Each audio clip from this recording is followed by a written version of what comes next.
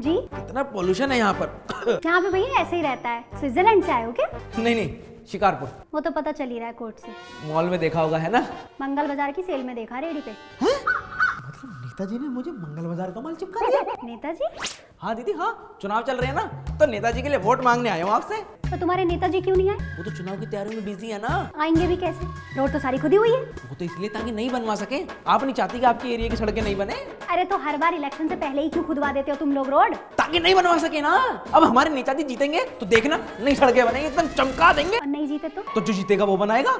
और वैसे भी हमारे नेताजी क्यों नहीं जीतेंगे? अरे काम करवाया उन्होंने अपने एरिया में। ऐसा कौन सा काम करवाया, जरा मैं भी सुनूं। ये जानने के लिए आपको उनकी रैली में जाना होगा दीदी। आप लड़कियों के लिए तो सुविधा ही करवाई है उन्होंने, यात्रा फ्री करवा दी। 25,000 का फोन लेके जो औरतें खुश हो रही हैं कि 20 रुपए का टिकट नहीं लेना पड़ रहा। अच्छा जी, और बिजली पानी? आया था उनका भी फोन कि बिजली का बिल ज्यादा आ गया, भरने की जरूरत नहीं है।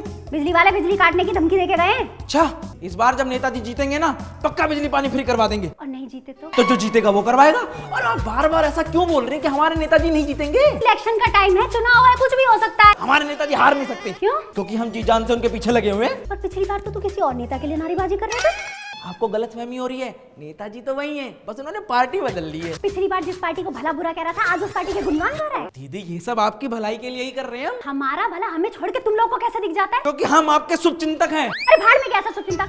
सारे एरिया में तारे बिछी पड़ी हुई, सड़कें खुदी हुई है, नाली बंद पड़ी हुई है, और हर गली में इतनी दुकानें खोलने की परमिशन दे दी जितने लोग नहीं है। अरे क्या फायदा ऐसा भले का? इतना भला करना है तो फिर 12वीं तक की पढ़ाई फ्री करवा दो ना। देखिए हमने कितने अच्छे स्कूल बनवाए, हॉस्पिटल बनवाए, आप इसे नकार नहीं सकती हैं। अब पढ़ाई का क्या? अरे अस्पताल बनाने से कुछ नहीं होता, उसके लिए डॉक्टर और दवाइयां भी चाहिए होती है। मान ली आपकी बात और हमने सुन ली, ठीक है। अब आप ही बताओ, नहीं मतलब ऐसा क्या करें कि जिससे आप नेताजी की वाहवाही करें या जिससे लोगों की तरक्की हो जाए? आप खुद बताओ क्या करना चाहिए? मैं क्या सलाह दूं? हमारे लिए तो हर पार्टी अच्छी है। अरे कोई भी पार्टी आए, काम करे, परिवर्तन होना चाहिए, लोगों का भला हो।